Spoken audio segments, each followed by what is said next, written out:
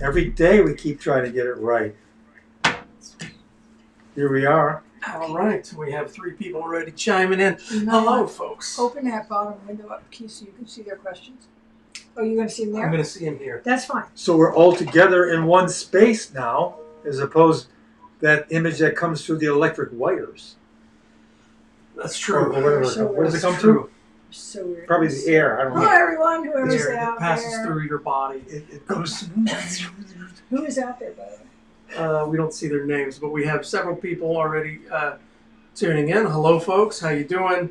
Again, a monumental occasion here for us, at least, in the fact that we are together again for the first time in A year and a half. a year and a half. 3 cheers to that. Cheers. So we're here.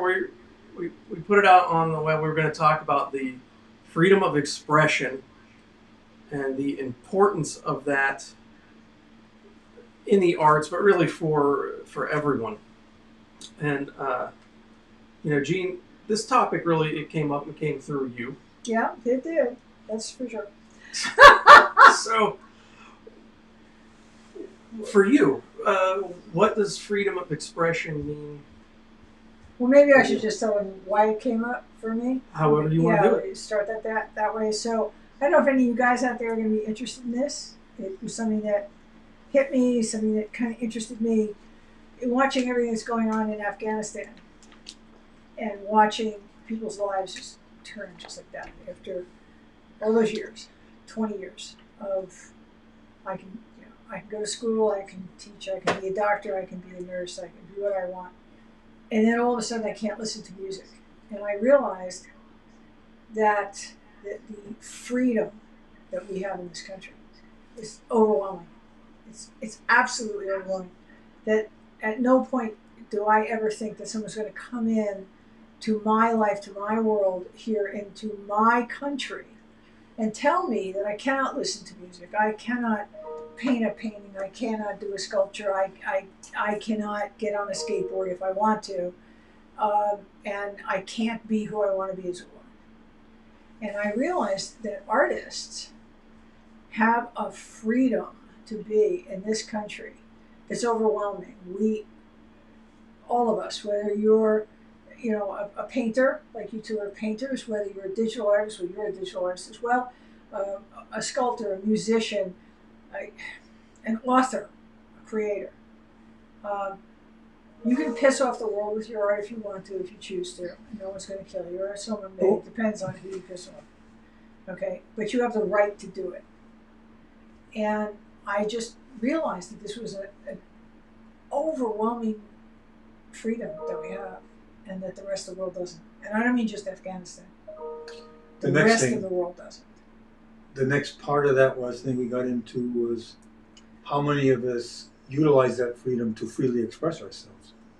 Or do we hesitate in expressing our real convictions, thoughts, questions, beliefs, whatever you want to call it, for fear of retaliation?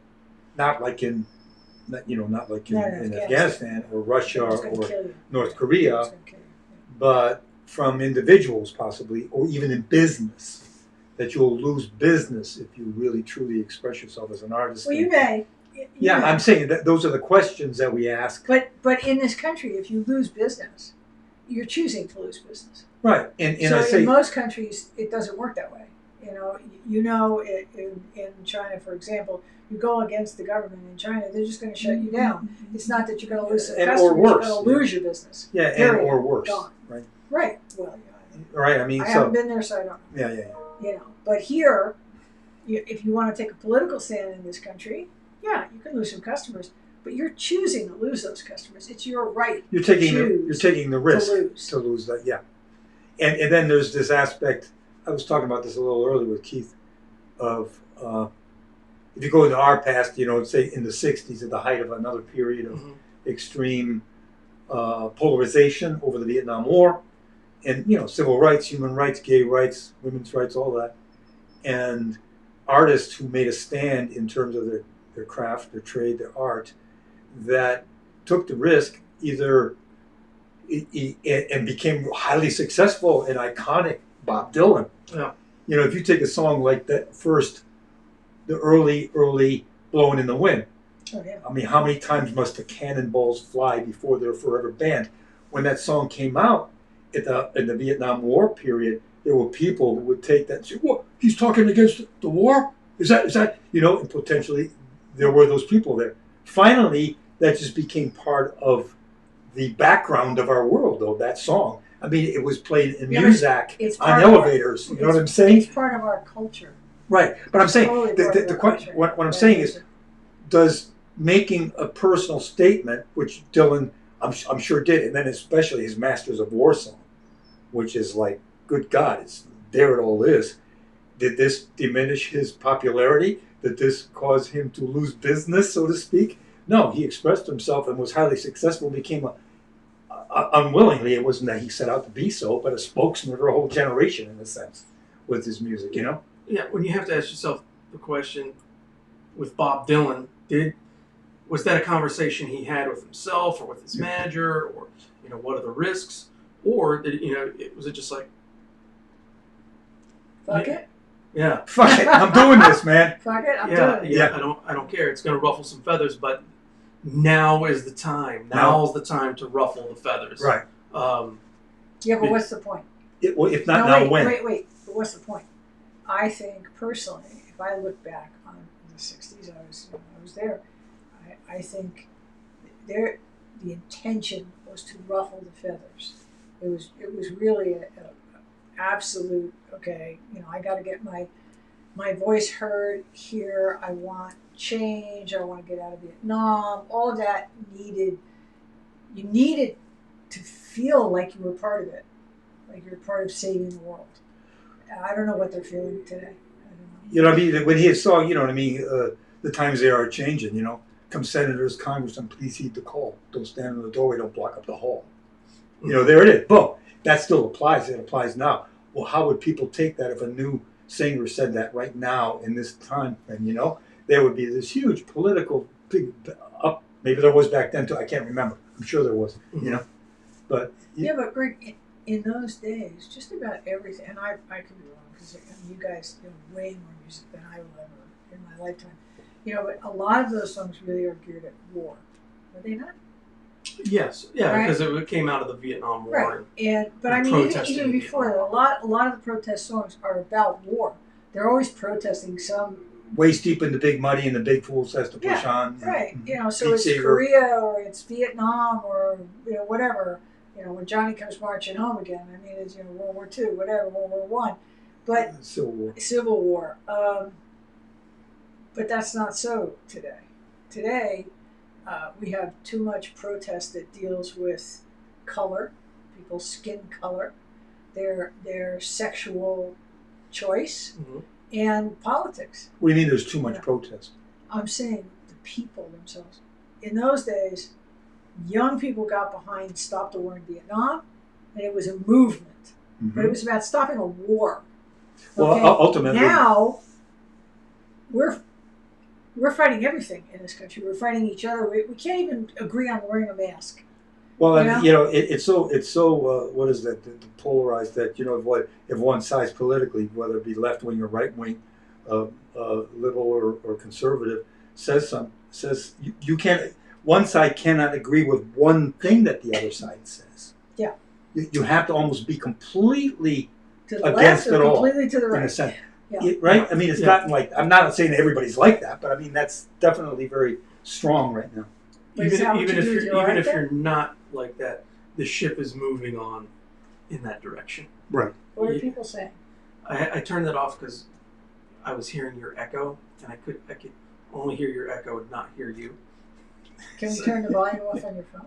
For some reason, sorry folks, we're having a side conversation here. Yes, we are, because we want to hear what you're saying. We wanted we to haven't get figured out how to do that yet. We wanted to get the comments and everything, but I'm too far away from the screen today to be able to read them.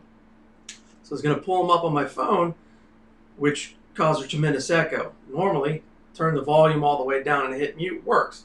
However, it's not. When I have the browser open to Ecamm, the platform we use, it will not let me turn the volume completely off.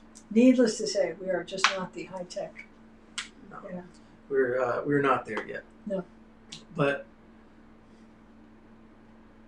we have two opposing factions that each have their own force of will that are just constantly butting heads. Now, the biggest difference to me from the times of the 60s and 70s with Bob Dylan, CCR, whatever was going on through art and film at that time, and now is the invention of social media, right? Which is both a wonderful thing and a horrible thing all at the same time. In that, okay, you had Bob Dylan who could rise up and be a spokesperson, and everybody could get behind that and say, yeah, he's speaking for me. But now, with particularly with Twitter, Facebook too, but Twitter seems to be the main sounding board, I think. Everybody has a voice and everybody has an opinion that they can put it out there quickly. The main issue and concern with that is there's no nuance, there's no subtlety. You can't have a deeper conversation. There's no conversation. Yeah, it's never a conversation. I can shout what I want and hit tweet, and that's it. And you're done. And that's it. And the other aspect is that, again, with social media and the internet in general, we have access to far more information than we've ever had access to. Where, okay, in the 60s, the news that you were getting was pretty regulated. Channeled through a couple of sources. Yeah, you had a couple sources. Everything was very regulated, so everybody is basing their opinions off of the same story. Walter Cronkite, primarily. Yep. Basically, yeah. Yeah. He was the voice that everyone trusted.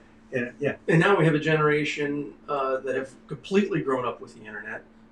For me, it was always there, but it didn't really start coming to the prominence into the 90s, and then the early 2000s, it hit. So I was already a young adult at the time. But people below me, they've always had it. They've always had access to information from around the globe. Oh, right. Yeah. So their knowledge base and their information sources are being informed by other people that our government doesn't necessarily have control over. Right. And so there are multiple issues that are going on in the country. Keith, let me. I'm Yeah, sorry. go I ahead. don't mean You're fine. to interrupt, but I was reading a piece today that the social media platforms up until now have kept the Taliban off. Okay, for the most part. When they find the Taliban, they get rid of it. Okay.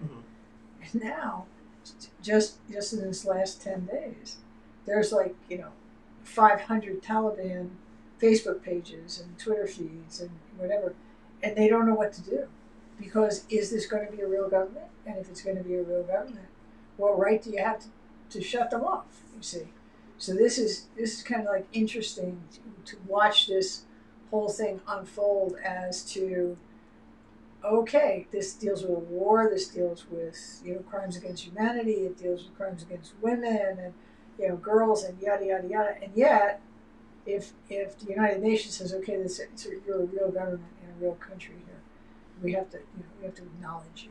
Does that mean we have to listen to you? Because everything they put on social media is going to be a lie. well, again, here I am acting like some guy that quotes rock and roll all the time, I guess. Yes, you Well, do. rock and roll You is should stop it. a fantastic vehicle. Yeah, but look at Yeah. going back to King Crimson. I mean, what the hell? I'm paraphrasing it. I think in the epitaph, it's like freedom is a deadly friend if no one sets the rules. So you can have all the freedom in the world again. That's just kind of what you're saying with the mass information. That's everybody's. But if there's no kind of rule or structure to hold that or contain that or balance that all out, it's chaos. Right? I mean, it's just total chaos. Yes, and that's one of the problems that we're seeing. Sorry, we're talking about freedom of expression in the arts, but centralizing right now on social media, I think. But that is one of the who sets the rules.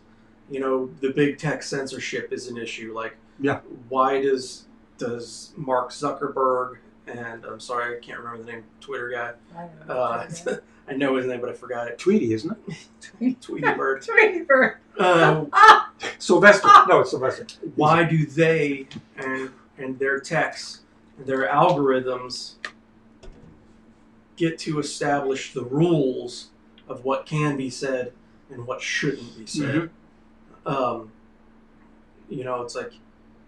Yeah, but Keith, I don't think they're never going to get it right.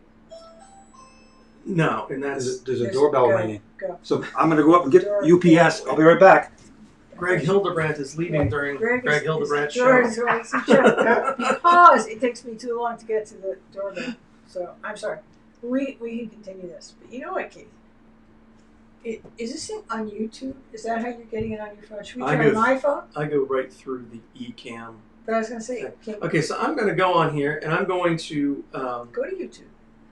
Find some comments so everybody can chime in here. Because I want to hear their opinion on we do want to hear their opinion. Well, what they're talking about, and I can't read this from there at all. So if we have a few minutes of echo, please. Why do you go in? Why don't you just go to YouTube? Can't you see the comments on YouTube? I've never done it through YouTube. Why don't you try? Because if you get out of there, then maybe you won't hear yourself or hear that. I go in through there because that's normally how I'm broadcasting. Sorry, again, some technical difficulties being together in the room for the first time. This is a difficulty. Being together is a difficulty. So for a year and a half, Keith and I worked together almost every single day on the computer and saw each other all day long, just about. And today was the first day he's back, and here's what we found out. We can talk to each other, but we can't see each other in the same office. It's so absurd. So the monitors are too big, and they're in the way. You should go up, because it's, what's his name with the carpet from Kelco. Oh, okay. You're Bye, the one everyone. Jill will be right back. We had a flood here. Okay, good. From They our don't need to furnace. know that. Talk about Anyway, art. look. Art. Okay. So I was trying to get comments, but the echo's just too bad. So I think we've got some people chiming in. You're gonna have to look at my mug up close. What the hell? Much love and admiration to Eugene and Greg. Love seeing both of you interviewed. Good afternoon. Hi, Greg from Hawaii. Hey, first time in Hawaii. All right, so we don't have any comments about this particular subject yet. Please, if you want to chime in on any of this stuff or what your thoughts are, or if you want us to get a little deeper into our conversation before you chime in, that's perfectly fine. Now, as an artist, man, we'll get through this before Jean gets back, and then she can catch up. You know, we started going with this the last couple of weeks. Like, what is your obligation? Like, well, yeah, obligation meaning not like a rule from the outside again, no, but from internally. Yeah. How do you feel, right? Yeah, like what you know? At what time do you feel like, you know what? Consequences be damned. Now's my time. Well, I'm 82, and if I goddamn don't start to say something pretty fucking soon, I'll never get to say it. And I have said it over the years. I really have.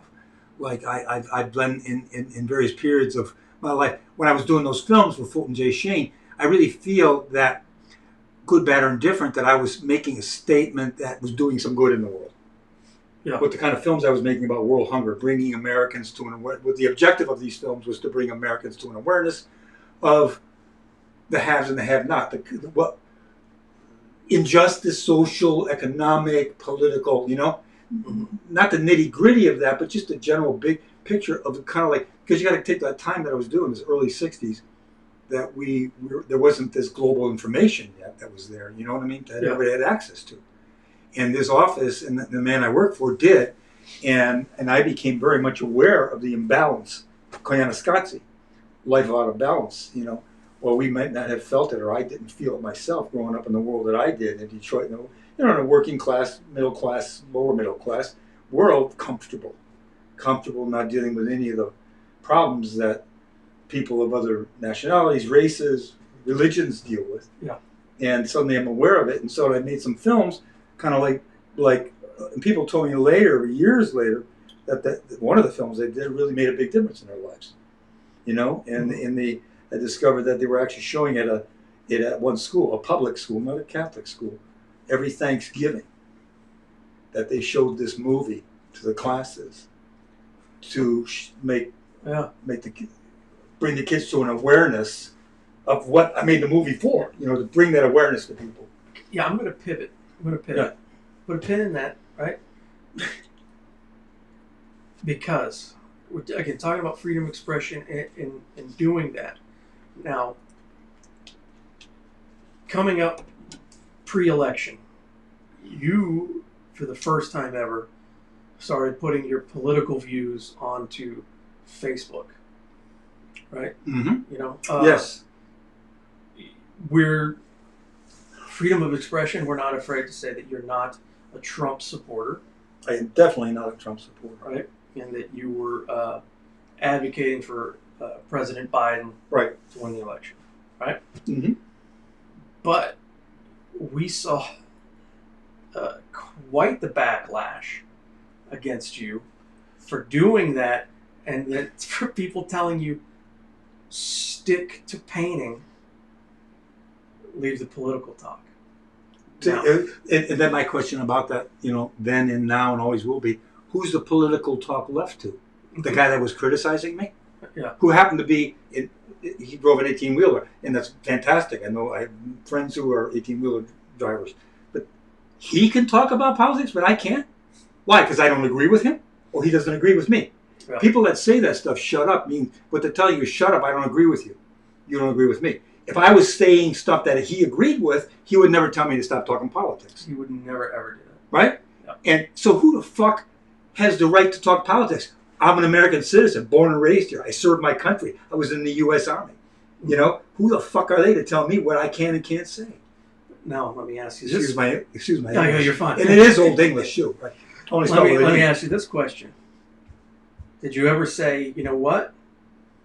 You're right, and I'm going to paint this? I've done a lot of political drawings, yes. Yeah. Yeah, and not painting, so to speak. The thing is, here you come to the art of it. And back in the 60s, I was very much into social realization, the whole thing, sex, race, all of it.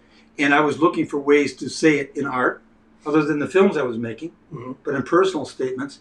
And the thing is, they would always slip over into political cartoons, which are very legit and fantastic, a powerful art form. Yep. But you know that it becomes like, are you doing something just for the moment? You know, and that's great and fantastic, and you're always in the moment, so you have to be doing stuff for the moment for sure. Yep. But the thought too is like, well, then, if I'm going to spend a month, 2 months on a painting, it's got to be more than just the moment. Just the pragmatic reality of the time that I would end up having to do this painting has to transcend the moment of 2 months ago, or 3 months ago, or 6 months ago. Do you know what I'm saying? Yes. And so. And also, but not just only that reason why you're looking for it to express yourself, not as a political cartoon, but trying to expand beyond the particular incident in the moment to say and talk about it so that it can be something meaningful 10 years from now. And, you know, that's always the quest or the effort. I think great art achieves that, you know, that's the objective. You look at a film, or you hear a piece of music, like the ones I just mentioned, Dylan, they're still relevant today, and that was done, 40 years ago, 50 years ago? Yes. You know? Or a painting or a film that was done 100 years ago still can be, you know, I know I'm kind of like... No, I got you. You're the way you would want to approach it. Okay, you have done quick spur in-the-moment drawings. In-the-moment drawings, given something that happened that day, an event. Yep. A complete, total emotional reaction,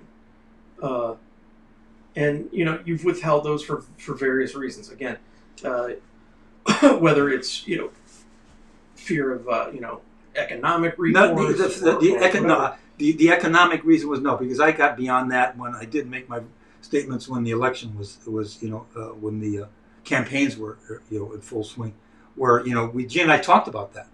What if we go this far and we say this? Will this hurt us? I finally got to the point. God damn it! if expressing the way I feel cuts that business off, well, I don't want that business.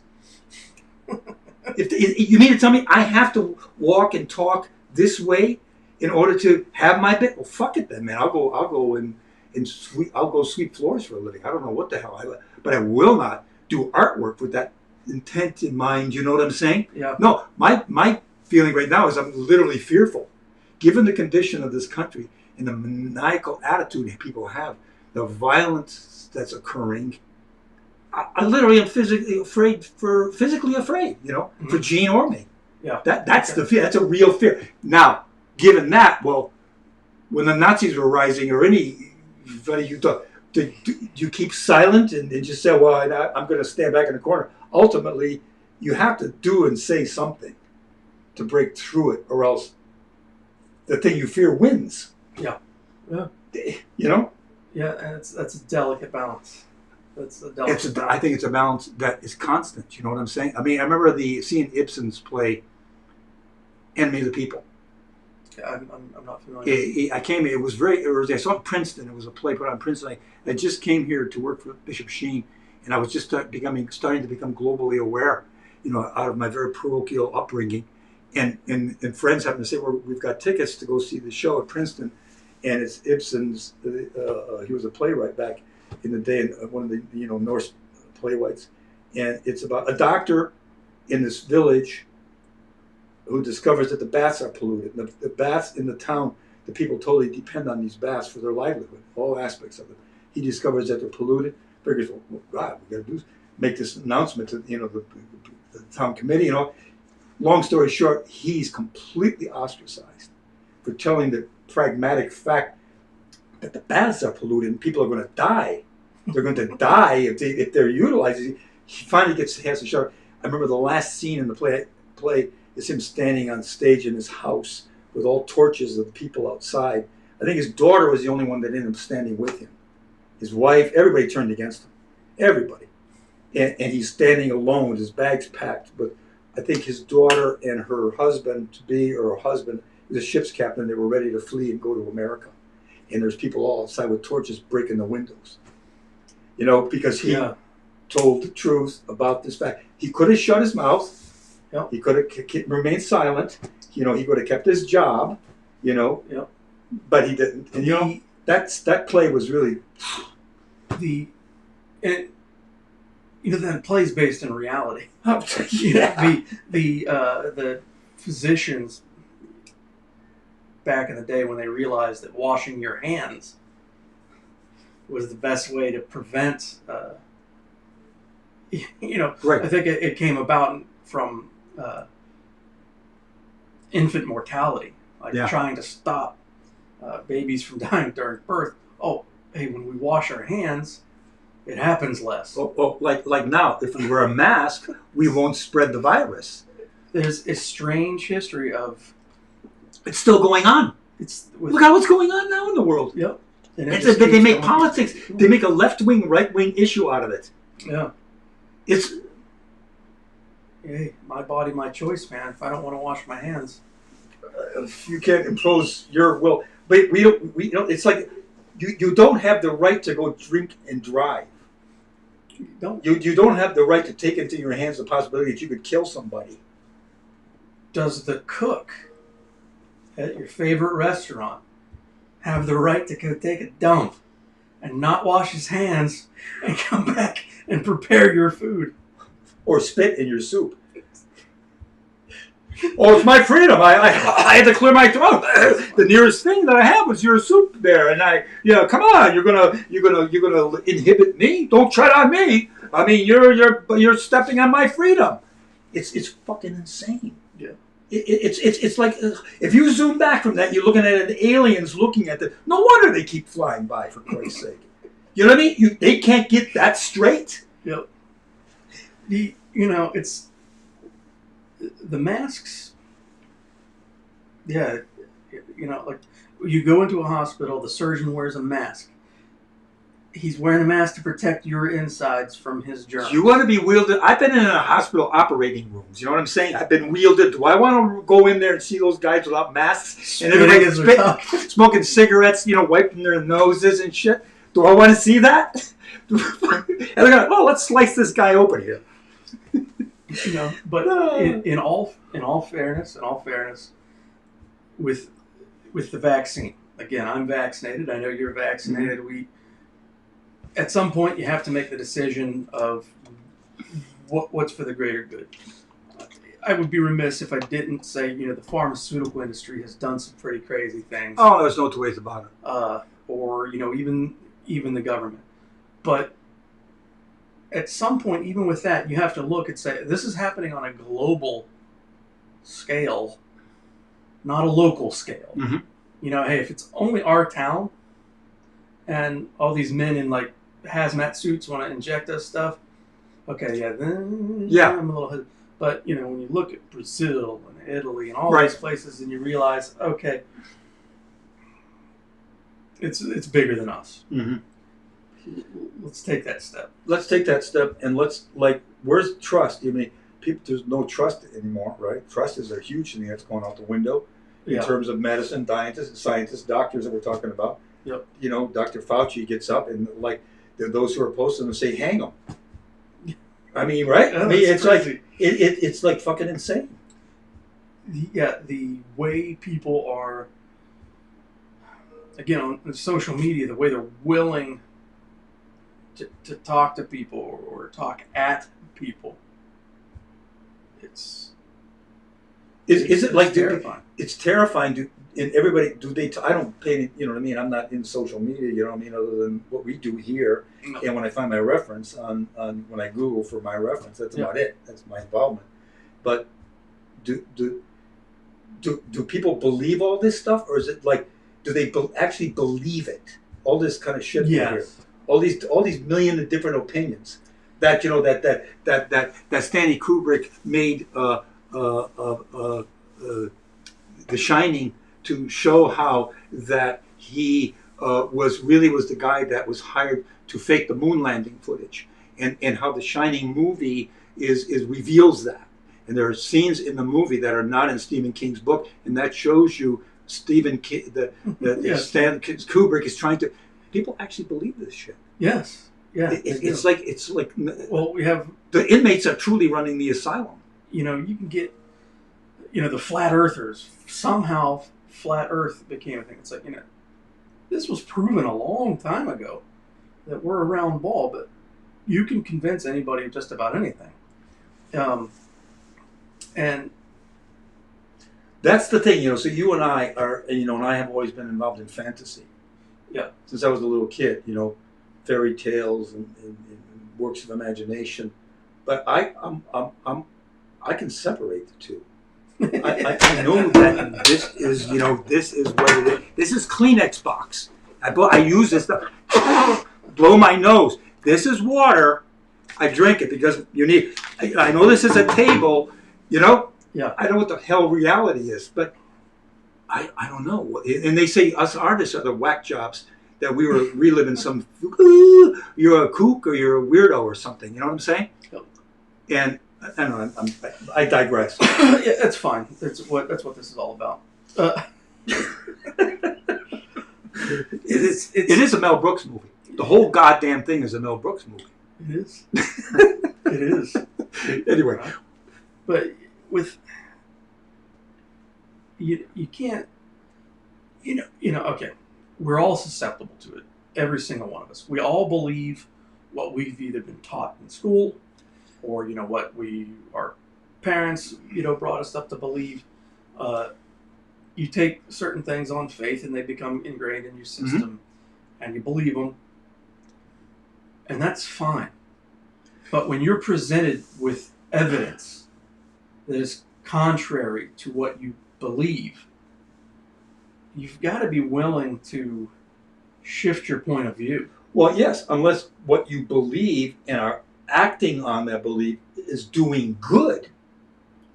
So who cares what the hell you believe? If there's good that comes out of it, if there's peace and love and brother and sisterhood and kindness and understanding that comes out of your belief system, then fine, go believe what the hell it is that you're over believing in. You know? But if it leads to chaos and hate and disorder... What if, though, you have that, right, that does some good, but now your group gets so big that you're still around this centralized idea. But now factions aren't all bringing that kind of good. They're bringing a lot of bad in with it. But again, they're still focused around this centralized concept or idea. Well, they being focused around the central ideas what are your actions?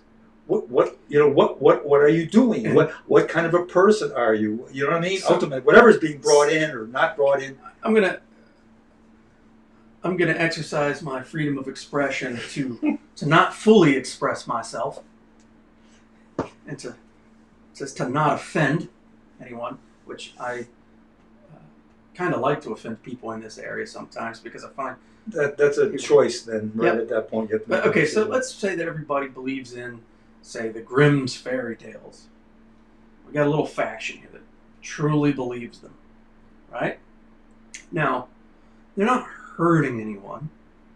They are all peace, love, and understanding around this central belief that this fairy tale is the reason for all existence. That without this fairy tale, nothing would exist, nothing would be. But if we upset this fairy tale, we're all doomed. Right? Well, that's We're all doomed. that. Yeah. Okay, Mhm. so in our central core, we still believe that everybody's doomed. So we're going to go tell everybody about this fairy tale and hope that they come to the fold. Yeah. But we get to a point now where our belief in this fairy tale and the doom that it could bring is so strong that we need to affect the governing policy for everyone. Well, this is not good. This is not good. This is not good action. As I'm saying, my thing is like you have to constantly look and check yourself and see, is this truly aidful, helpful, kind, loving, not causing pain, grief, anxiety, death, destruction to another human being? You know what I mean? Is this belief in actions that I'm doing perpetually?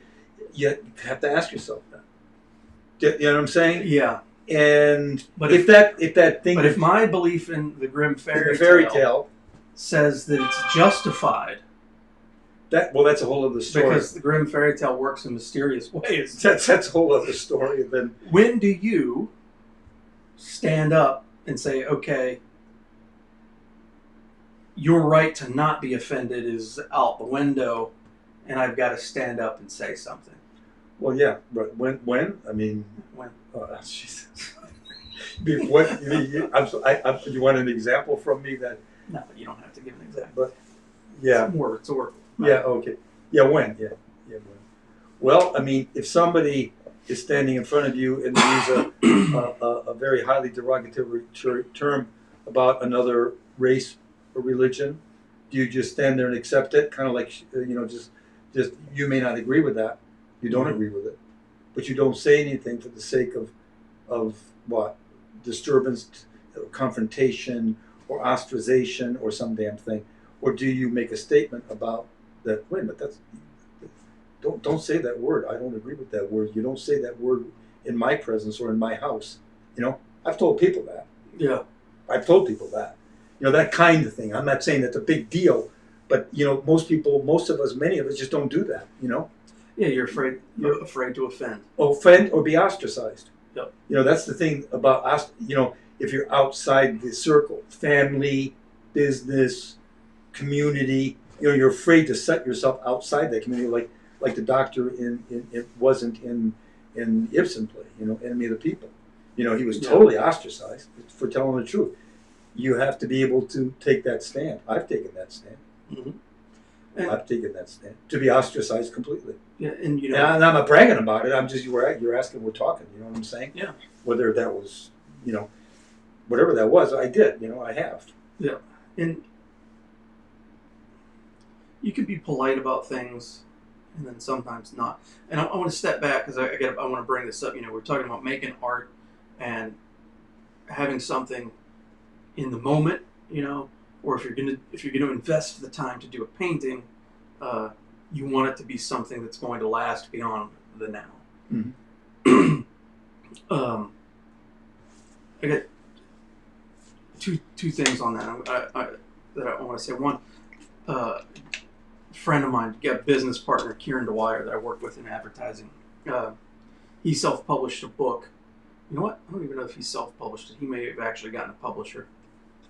Sorry, Kieran, if I'm messing it up. But it was called Unprecedented, right, or Unprecedented. Mm-hmm. And it was all his anti-Trump political cartoons. Mm-hmm. Now, Kieran, man, is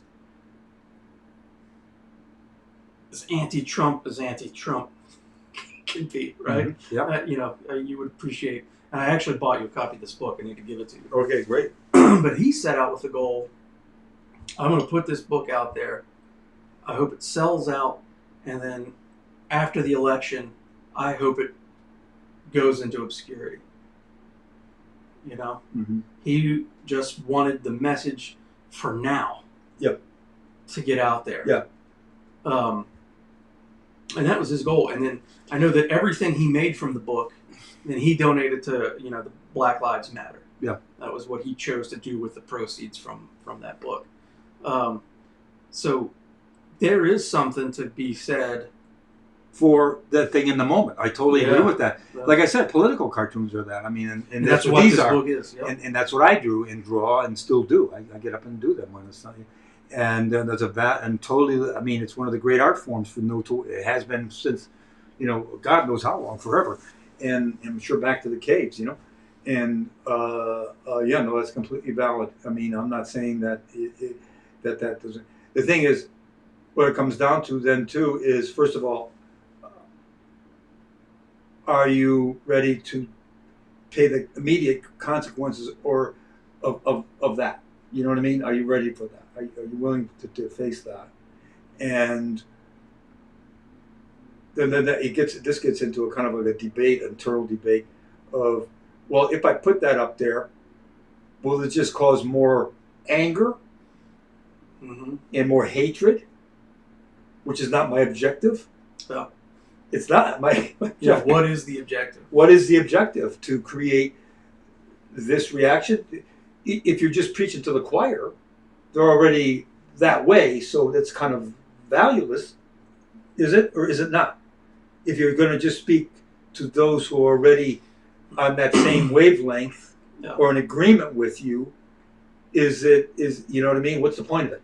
And if you're going to put that kind of an image or writing or thought out there, and you know that all it's going to do is bounce off the other side, or worse, turn them more and more aggressively hateful or angry, is that what your objective is? Because what good will come out of that except more hate and more anger and more rage? You know what I mean? Mm-hmm. Or is that just a cop-out? That very well could be. And that's something that you get. That's what you have to. That's the look. You have to look within, right, and say, "Am I copping out?" Right. And and everyone uses Hitler because Hitler's a very clear-cut example. Mm-hmm. I think everyone can universally agree that he was a bad guy. If you don't agree that he was a bad guy, everyone can universally agree that you're not a good guy. Right. Mm-hmm. Right. Yep. So, using him as the prime example, do you?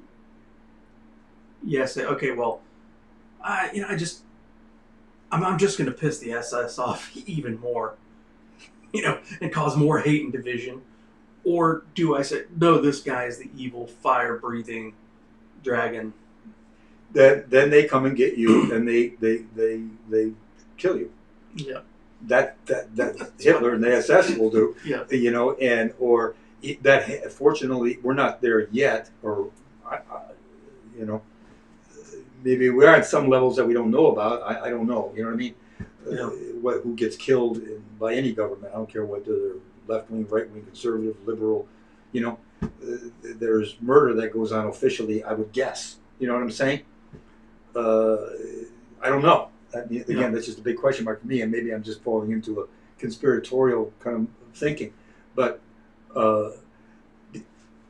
what's your purpose?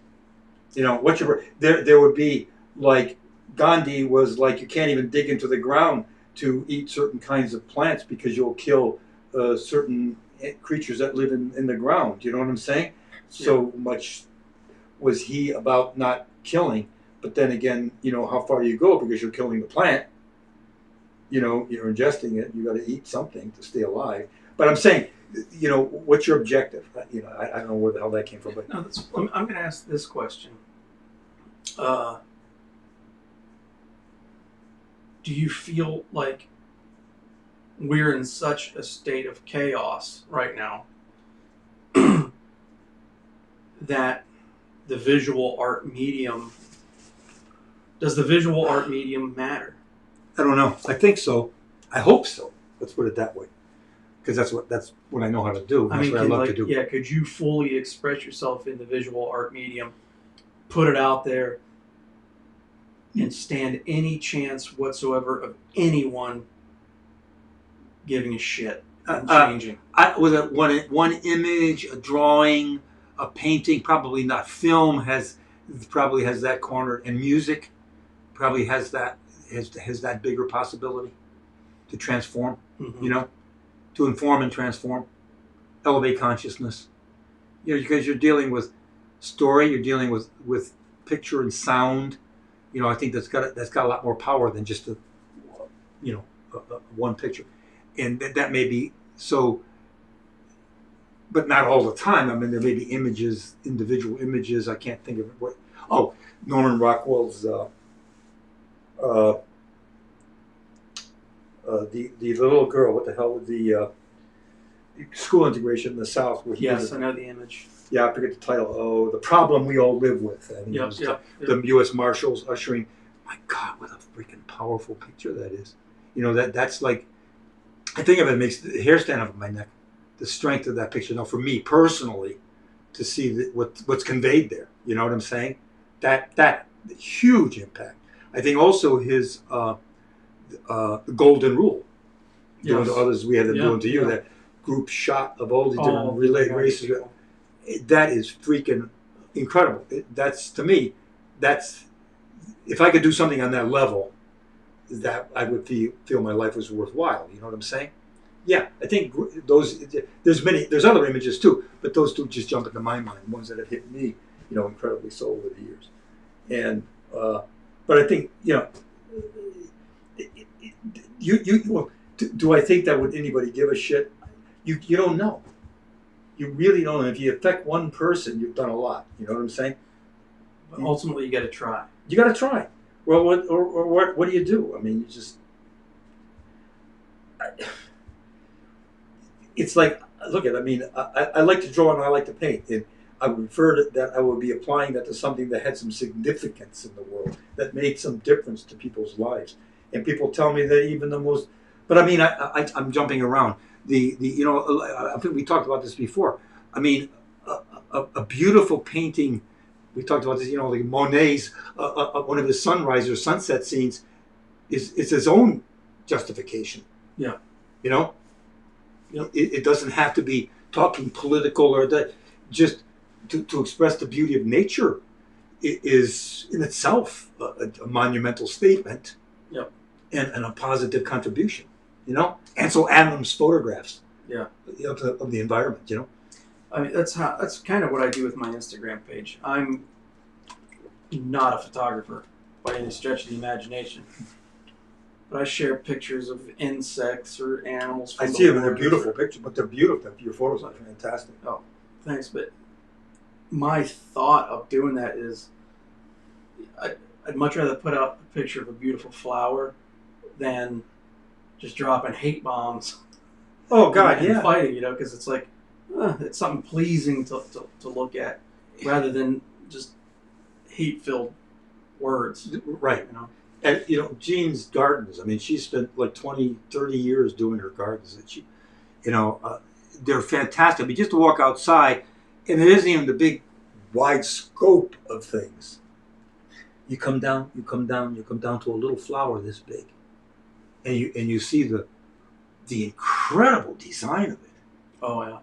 The beauty, the structure of that. And you could mentally zoom inside of it. Like you're reducing yourself down to like the Incredible Shrinking Man, and you're seeing still fantastic design all the way down to the atoms, the structure of things. You know, that's mind-boggling to be able to convey that beauty and magnificence and mystery and magic and you know it's its own justification.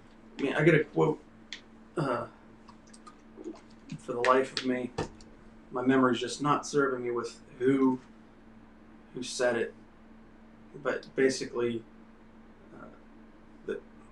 not a quote. It's a paraphrase. Mm-hmm. Basically, the tragedy is mankind is that we can understand pain and suffering, and yet we still choose to inflict it. Wow. Yeah. That is.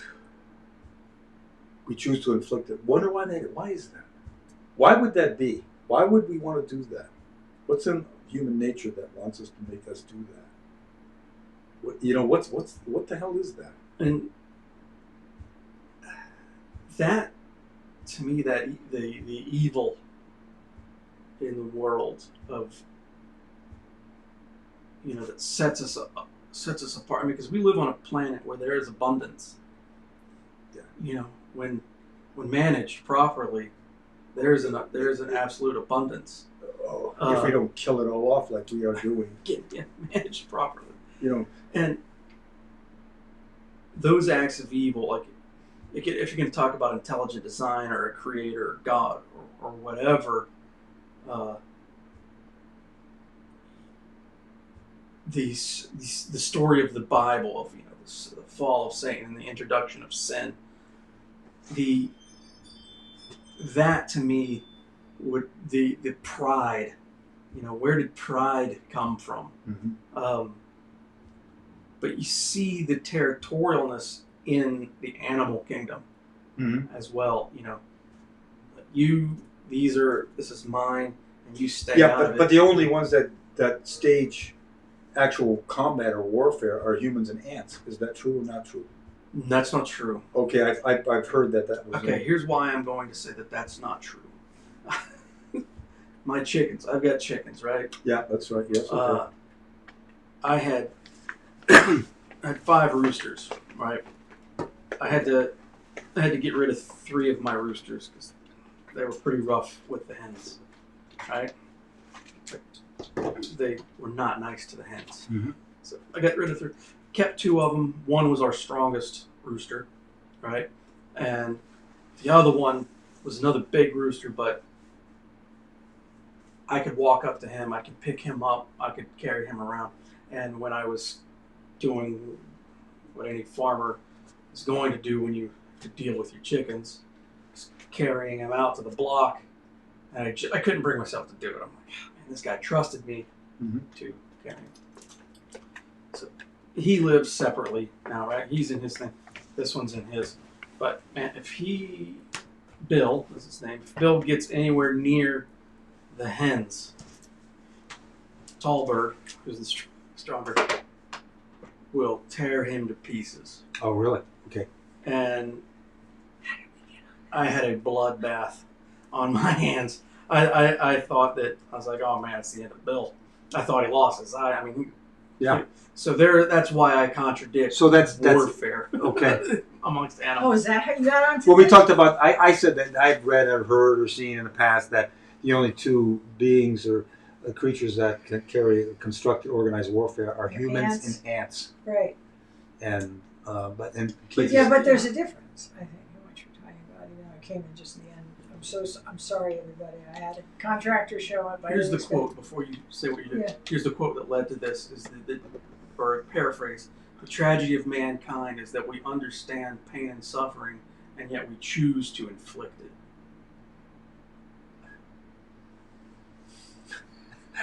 I will disagree with that. And I will disagree with it only from this standpoint. The tragedy of mankind is that we understand pain and suffering. Is that what you said? Yeah. I think that 90% of people have no idea what pain and suffering is at all. And they choose to inflict it because they don't know, because they're ignorant. Because true pain and suffering is something that, if you really understood it, you wouldn't want it inflicted on you, and you would not really want it inflicted on someone if you're a human being with a heart. Now, there's plenty of people out there But that's what makes revel in. So you're saying there's no understanding of it. Yeah. I think people. Okay, I'm going to disagree with you on that. I don't think that. I don't think 90% of the population are psychopaths, which have no feeling or of remorse or understanding of empathy. But I think anyone could understand like the loss of a loved one, or no, they can't. You know. No, I disagree with that. Unless you've lost somebody, you don't understand that loss. Unless you've, if you think about, we actually have a number of friends who have lost children, including Greg. His middle child passed away. And people, will say, "Oh my God, I feel terrible. Oh, I'm so sorry. I can really feel for you. I understand what you're going through." No, you don't. Unless you've lost a child, you have no idea what that is at all. That kind of pain, that kind of sadness, that hole in your heart that never gets filled. Okay, but you want, if you're a good person, you want to choose to believe that you can understand it, so you can be empathetic with that person, so that you can help them get through it, whatever.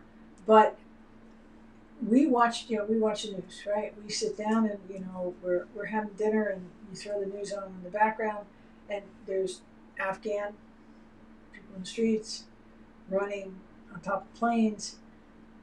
I can't relate to that pain and suffering.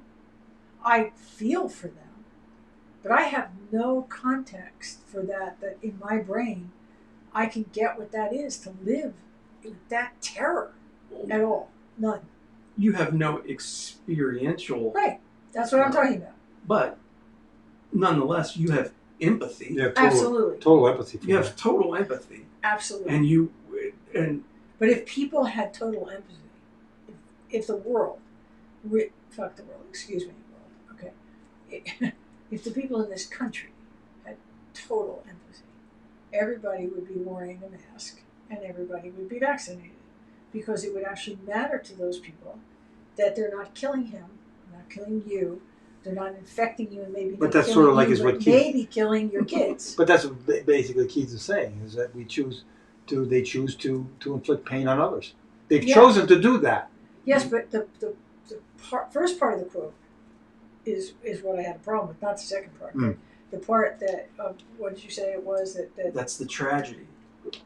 Yeah, but you said that something like that they understand. No, it's pain and suffering. Well, that we understand that pain and suffering, not experience, but you understand it. Like, I know if I go up and I punch Greg in the head, it's gonna hurt. Yeah, he's gonna have a certain amount of pain. I know that that's what's gonna happen.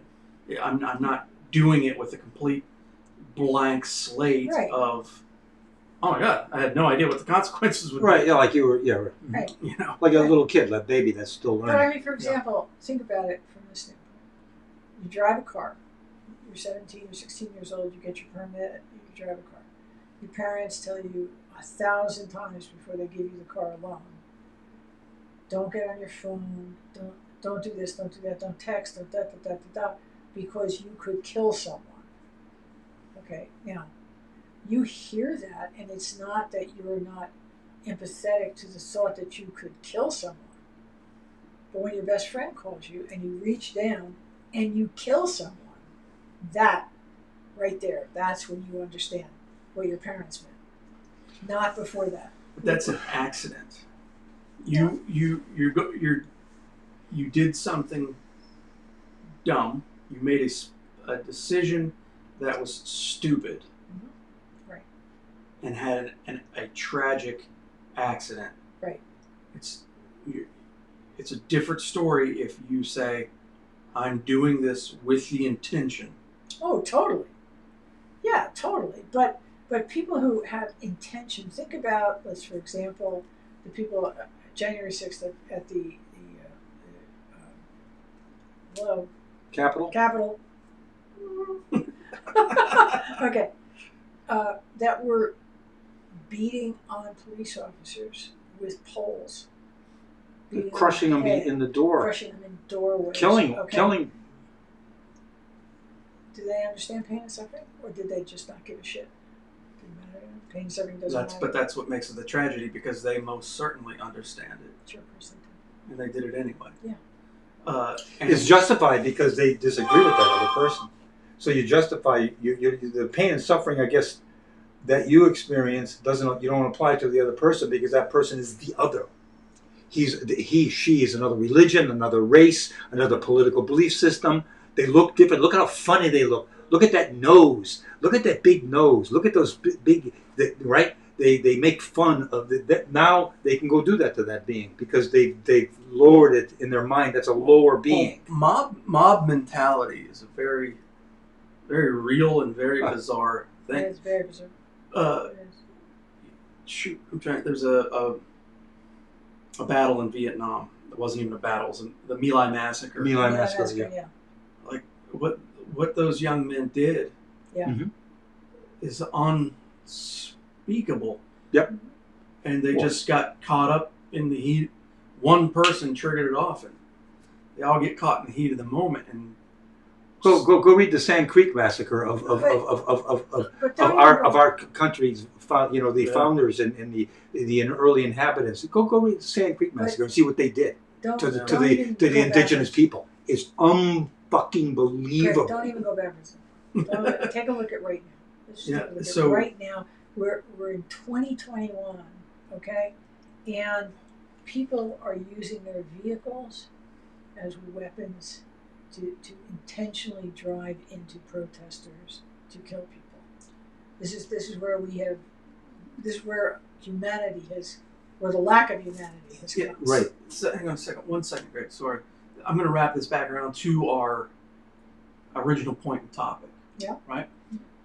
Because, I'm going to... the people that assaulted the Capitol on January 6th were, in my opinion, definitely caught up in mob mentality. Mm-hmm. Oh, totally. A lynch mob, yeah. Yeah. Well, literally a lynch mob. I don't think that any of them would choose to kill a police officer on their own if you asked them. Right. Well, some might. Some of them might. They planned to. They said it on their websites that they were going to kill police, right? Didn't they? There was no mob behind but it. They're not websites. Right? Okay, so what do you call it? I'm building up. I'm building up to this. I got it. Right. And so we see those guys and the ladies that did that firmly believed. Yeah. They were protecting the country. Yeah. Right. They were fighting for the country that day. Yeah. Right. They were fighting for their leader, right? And he also is a citizen of the country and has the right to express himself, right? Mm-hmm. So we talk about the freedom of expression, and that freedom of expression by the man in power led to an assault on the Capitol and led to the loss of life. Mm-hmm. And whether people disagree with me or not on that, I'm sorry, man. I firmly it's just believe. A fact. Oh, yeah, he incited that riot. Absolutely. Yeah, it's just a fact. He incited the riot. Jack. That's a fact, Jack. People died. He incited the riot. The mob formed. The mob ruled. People died. People were injured. 140 police officers were injured. 75 police officers have resigned from the Capitol Police Force since then because they can't even face what happened that day. 4 have died since then. It's hideous. It's absolutely hideous. What the fuck is the difference between that and the Taliban?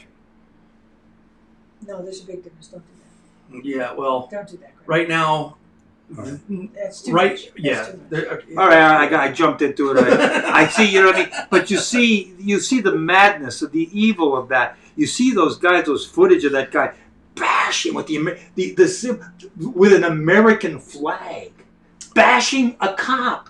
Okay. It's like something you Okay, put that the in a movie difference- 50 years ago. People would have said, "You this He's is just a going to tell you the difference between the difference between that individual act Right. and the Taliban is nothing. Yeah. But the biggest difference is Taliban is state-sanctioned murder for opposition. Right. Right. And Right. anyone in the Taliban will just. I was watching a video today. Yeah, I got it. Okay, they were I protesting. jumped into the They were protesting in mob mentality. I got lost in the mob mentality. They were protesting in a couple of different cities in Afghanistan today, and they couldn't stop the protesters from protesting. So the Taliban just started shooting into the crowd, killing people. That's all. They don't really care who they kill. Greg. They kill kids. They kill women. They Yeah, kill old people. I understand. You know, that's So we've seen, how important the freedom of expression is, right? Of people getting the word out there. This is what's happening. We need to let people know. Keeping governments honest, things of that nature. But we've seen how it can be manipulated and controlled by someone who is very skilled at manipulation, control. And then we're seeing in Afghanistan how quickly it can vanish. Mm-hmm. in a second. In In a second, I've never seen things so fast in my lifetime. And Yeah. I quote Frank. We quote musicians, right? I quote Frank Zappa a lot. Yeah. He says, you'll shoot. I got to paraphrase Frank again. Basically, freedom is an illusion that they let you have until it's no longer profitable. And that's So true. Butchered Doesn't Frank's matter. quote. It's but so that's true. the point The way of you it. said it, it's so true. It's exactly what it is. Well, But the illusion we have in this country is a much better illusion than Yes. just about any place else ever on the planet. I mean, look, I'm Italian, and think about it. If I chose to live in Sicily, there's a whole other world in Sicily. People can walk around and say there's no mafia. Forget that conversation. If you live in Sicily, you know the mafia is there, and you live by their rules. That country is run that way. Okay. Now, if you want to live by your rules, don't go to Sicily. You want to live by your rules, don't go to China. You want to live by your rules, don't go to Afghanistan, don't North go to Korea. Iran, don't go to North Korea. But you live by your rules here. But do you honor the democracy that we have here? Do you honor the freedom we have here? When I was much younger, 1981, I was married to my first husband at the time, and we took a business trip with his company to Russia, and it was communist. And it literally, Keith, was 14 of the most terrifying days of my life. Being in a communist country with eyes on me every single second, no matter where we were, having somebody in our group pick up a camera to take a picture of something. KBG is right there, right in front of you, taking the camera out of your hand, pulling the film out. Yes, they had film in those days. Throwing the camera down, shattering a $2,000, Rolex, and what just happened? And you're terrified, and all you want to do is get to the end of this corporate vacation and get back home. That's all you want to do, and it was such a terrifying feeling. And when we got back to the United States, there was a airline lockdown, shutdown, whatever the hell they had done. Strike, and we had to fly into Chicago. We couldn't get back to New Jersey. And I didn't care. I got off the flight in Chicago O'Hare. I walked off the plane. I got on my hands and knees and I kissed a plastic chair. And my husband, he said, "What are you doing?" I said, "This is freedom, baby. Yeah. This is freedom. I can sleep on this floor if I want to. I can go over there and get a pizza if I want to. I can go to a hotel, not go to a hotel. I can rent a car and drive home, do anything I want right now." We just spent 14 days in a place where nobody can do what they want. No. At all. People in this country, again, have no idea. Have no idea. Have no idea the freedom we have here. And it's a very unfortunate thing because we have some real problems, right? Of course we do. We have some true social injustices that happen and that need to be fixed, right? Yeah. But at the same time, when you're saying things need to be fixed, you can't scream that the United States is the worst and it's No, God, awful no. and it No. sucks and it's horrible, because that's just not true. Right. And you know, you're talking about expressing yourself, pissing people off, and then you get the people over here that, you know, love the country, God, country, and all that. But you know, the people over here, when they're saying this, the people over here are hell bent on proving them right. Yeah. You know, if somebody's telling you like, "Hey, we're oppressed," and you know the police, you know, discriminate against us, and you know we're dealing with all this, and they try to say that first through peaceful protests of kneeling during the national anthem, right?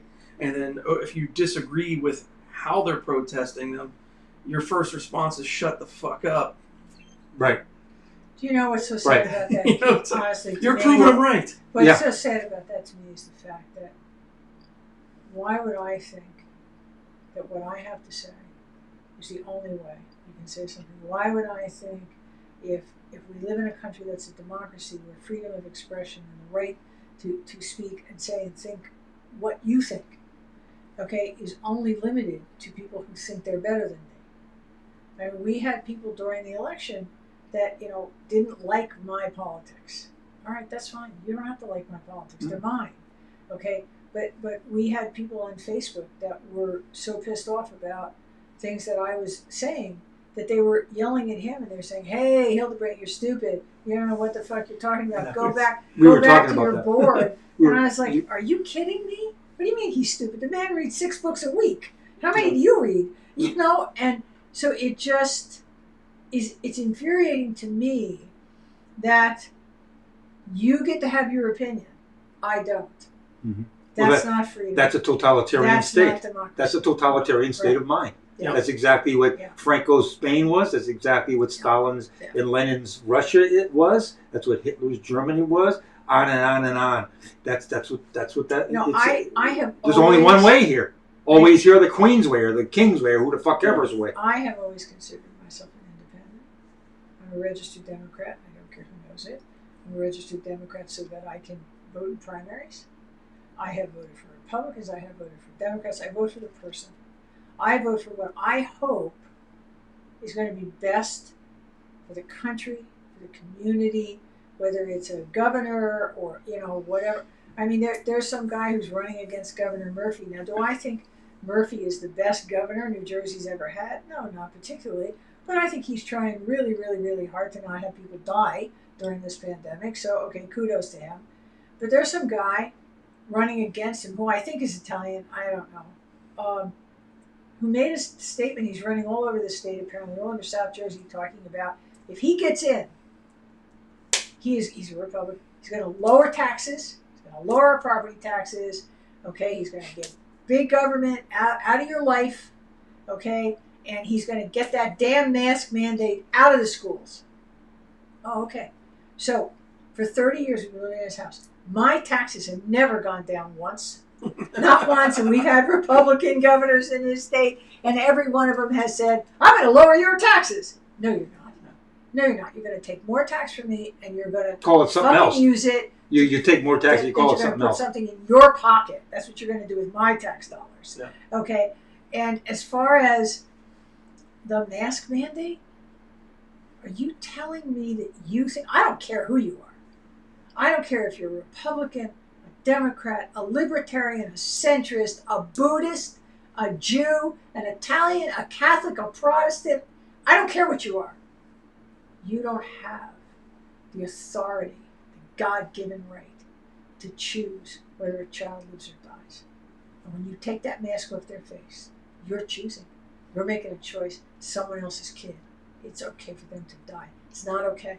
It's just not okay. To me, Sorry. That's it's not murder. That's manslaughter. It is. It's child abuse. It's child abuse and manslaughter. But I mean, going back now to the country. Really, sorry, guys. I'm sorry. No. Sorry. We're talking.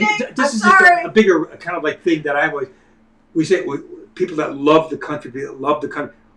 What do people mean when they say "I love my country"? I know what does that mean? No. What the hell does that mean to most people? my country? Are they talking about the trees? Yeah. Are they talking about the ground? No. What are they talking? What when they say that? Are they talking about the Constitution? Most of them that say that have never read the Constitution. No. What are they talking about? The history of the country? No, What are they No, talking they about? like their little social group of friends, Right. and their freedom. Their way of life. and That's right. you know it's.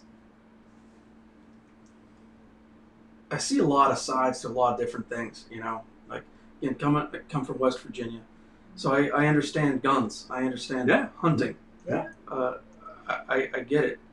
I understand where they get a little on edge when people start talking about gun reform and taking away your guns and all that. It's a way of life, right? Yeah, but which part of it? Wait, Keith. Which way? Wait. Because I'm a gun owner from the north. There's a big difference here. You're a gun owner from the south, or I don't even know if you own a gun. I do, but you've been shooting since you were a kid, right? Yep. Okay. But which part of it is a way of life? Hunting? Hunting. Well, I always say you can't hunt anymore. No, Just but don't that's hunt humans. exactly. Stop hunting humans. Yeah, Exactly. that wasn't that a movie with Faye Ray? Don't hunt kids. There was a You wanna movie. go out and shoot So- a deer and eat that deer? Please do. You want to shoot a bear because he's in your kitchen, or if he's in the 7-Eleven down the street, shoot the fucking bear. Excuse me. Shoot the beer. And then shoot the bear. But you don't get to hunt humans. No, and that's not what they're saying. And they're saying, why should my rights, it's a constitutional right, be taken away because other people, right? And I have a larger point to this. It's not about guns. But why should my rights be taken away because of other people and the actions of other people that are unlawfully handling this tool, right? So they live and die by that right. And they want to be able to express themselves in their freedom of speech. And don't censor me on Facebook. You know, I want to give COVID misinformation. You know, I have a right to lie to you. don't Stop me. that. Don't Yeah. censor me, Stop. right? Yeah. My freedom of speech. But again, if somebody kneels during the anthem, it's an uproar because they love their country. Now, I personally stand for the anthem. Put my hand over the heart. Yeah. I sing So the do words. Right? Yeah. However, I absolutely 100% respect their right to Absolutely. peacefully Absolutely. protest Absolutely. during that. Totally. And if I'm going to say, hey, I have the right to say what I want, and I have the right to keep and bear arms, and I have this right, we need to fight for one another and say that, yeah, while I don't necessarily like the way they're protesting, They have a right to protest. they have a right to protest in that way. And they're doing it in a way that I don't necessarily like. Guess what? Because that's what gets my attention. If they protest in a way that I'm fine with, Right. then they go unnoticed. Right. And we keep them down, and we keep, you know, so it's like, Yeah, but we Okay. also have the other problem in this country that we have become so race phobic in this country that we're But we always crossing- were. We always. Well, I know, but it's getting It was always it's getting worse. No, It- not from it the is. foundation. Okay, Greg, let's not go back. Let's not go back to the day of slaves. I'm Well, not before talking- that, But the I'm invasion. not talking I mean, about that. I'm okay, talking all right. about right now. Mhm. Okay? And what I'm saying, when you look at this whole thing that started since George Floyd, okay, and Black Lives Matter, all that stuff, we're nuts in this country. We are out of our minds. I don't care what color you are. I don't care what religion you are. If that was your brother, your father, your uncle, your grandfather on the ground under that cop's knee, you should be outraged Totally. Yeah. that a police officer killed a human being. I don't care what color he was. Absolutely, 1,000%. And you should have, everyone in this country should have stood behind that and said, No. no. No. No. No. But they didn't. No, He was a no. black guy. It was, oh, And- so what? He was a black guy. What do you mean, so what? He was a human being. and, you know, George Floyd was just the match. Oh, yeah. Of course. I mean, because you go back to, like, Yeah. Breonna Taylor, like, Oh, sure. that tragedy. Yeah, and, that tragedy. I mean, there's so many that we Yeah. don't even know of that don't make Right. the news. And so many that Oh, make it's the news that endless. we forget because Yeah. there's too many. I mean, going back It's to endless. that kid Trayvon Martin.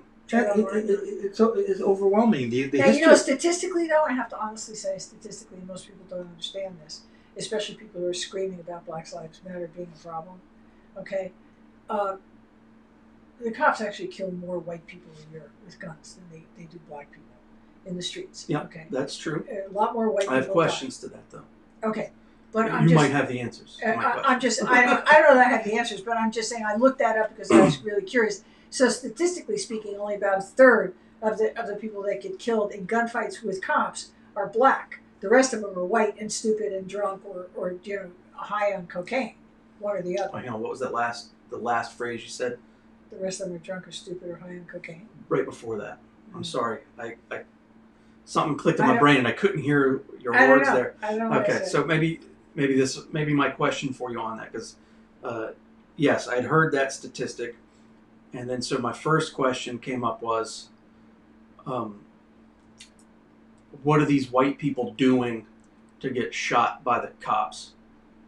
Because again, George Floyd, Breonna Taylor, these people. We see, I can't. I know where you're going with this. we see that they're not doing and anything. you know what? Right. It's a really good point. It's a really good point because you're absolutely right. A lot of black people, okay, that get shot aren't doing anything, and they die, and it's tragic. It's an absolute hideous tragedy of our system. And a lot of white people actually also get shot. They're in the crossfire. They're in the crossfire of the cops and the gangs and this and that. But yes, a lot of the white people that get shot are drug addicts. They're alcoholics. They're criminals. They've got warrants for their arrest. They're running. And they get shot. My point is, unfortunately, people die at the hands of police officers. But most police officers, statistically, in this country, never shoot a gun. Never. Their entire career, they never shoot at a human being. Yeah. Okay? So if we look at that, and then, when they start saying defund the police, that's not what they meant. They didn't mean get rid of the police. Well, they did. That's insane. They meant, let's take some of the funding over here and put it over here so we get a different kind of cop out there that can then take down the heat on these situations and maybe bring them down, not to people dying. Which I think some people actually mean defund the police. Some people do, yeah. I think you're right. think some people Yeah. do mean that. I think there are people that meant what you were going with refund or reallocate. Reallocate, I think. I will say that the phrase defund the police is the dumbest Dumbest marketing thing strategy. in the world. It's so stupid. Have you ever needed a cop? Wait a Yes. second. Have you ever needed a cop? I have. Okay, have you ever needed a Of cop? course. Okay. All I know is every time I've ever needed a cop, there was a smile on my face when the cop came through the door. And we're friends with police. I am not interested in no cops. Yeah, so you look at. I'm Not a white interested. guy, and I grew up in a working class white world with no problems or drugs and all that shit. So my experience with police has always been very positive. I mean, I understand from what my environment is that I grew up in, though. You know what I'm The saying? environment's different, yeah. And that's where the three of us also have to say, well, we've had these pleasant experiences, and some of them might be as a result of our Skin color. Yeah, but Keith, there are times even your skin color doesn't help you. I will tell you, I remember many years ago, Greg's oldest daughter, Mary, is severe diabetic.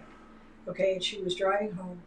She was near the Hopatcon State Park, and she went into a low blood sugar. She ran her car off the road through the fence. Okay, and 3 cop cars showed up. And I don't know if you've ever seen anybody in a really severe diabetic low. I know you probably have because of what you did, but most people have not.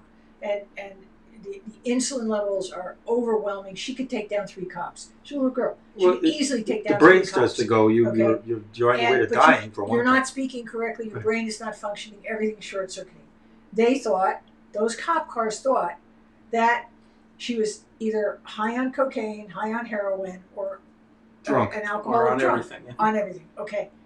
And through the grace of God, and for whatever reason, an off-duty police officer was passing, and he stopped, and he pulled over, and he took one look at her, and he ran to her car, and he saw her meter the blood meter Blood on meter. the floor. On You know, the floor. You puncture your Okay. blood. You And take he your realized what was happening. And he was diabetic. He ran into his car. He got his meter. He grabbed her, he stuck her, and he instantly said, "This kid's dying. She's dying, and she has nothing in her. She needs sugar now." He saved her life. No. But the other 6 cops thought she was a drug addict. Didn't matter whether she was white. It didn't matter. So there's plenty of I'm with times. you, and even like when I first moved to Jersey, I had out-of-state plates because I was going to school. I was pulled over. Forever. Yeah, every single week. Right. But what are you doing here? Why are you in the state? Right. What do you, and hands always on the wheel. Right. Going to school, blah blah blah blah. And I would go, but I had a conversation with someone, several months ago,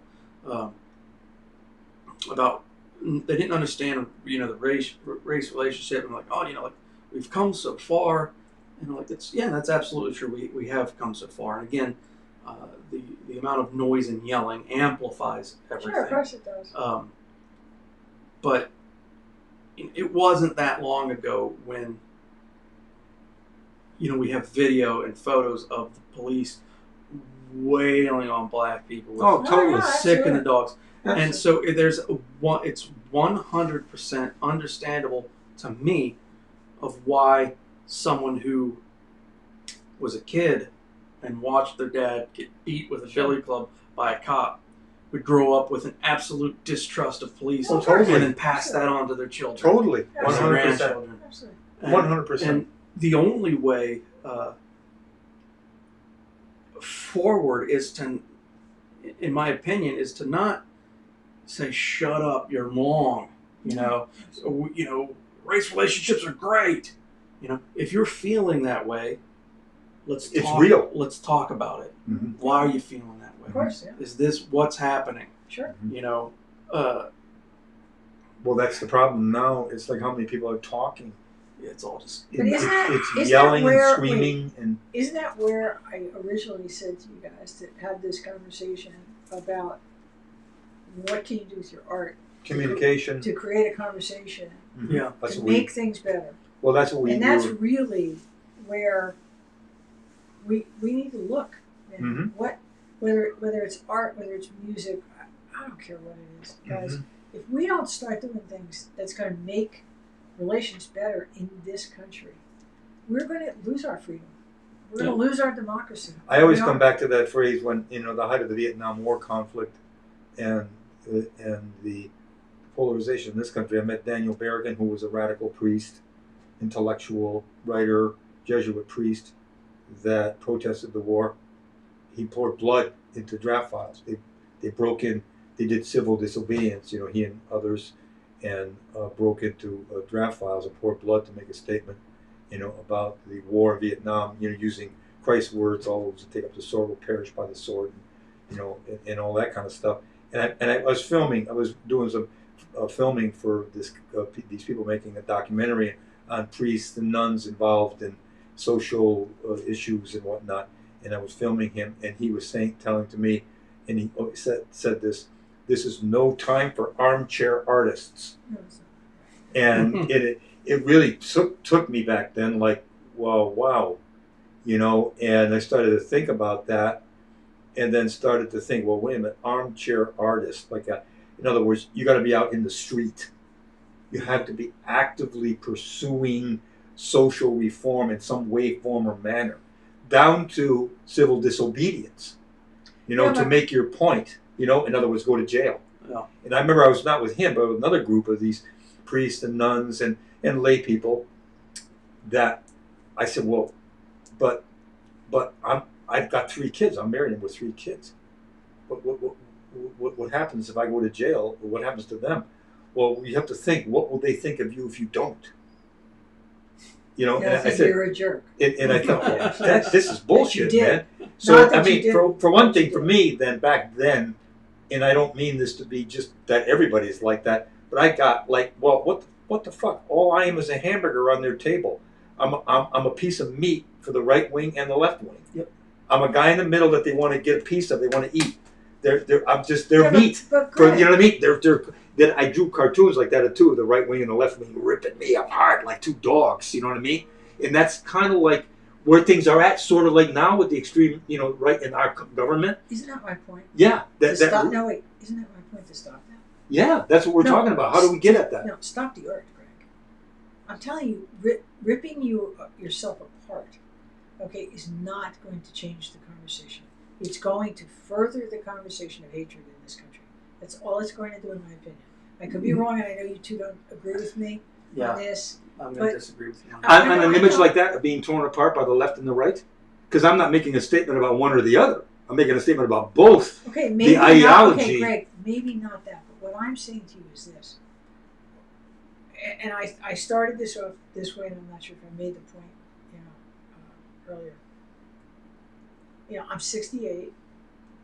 I watched Vietnam. I lived through the 60s. Korea, this, that.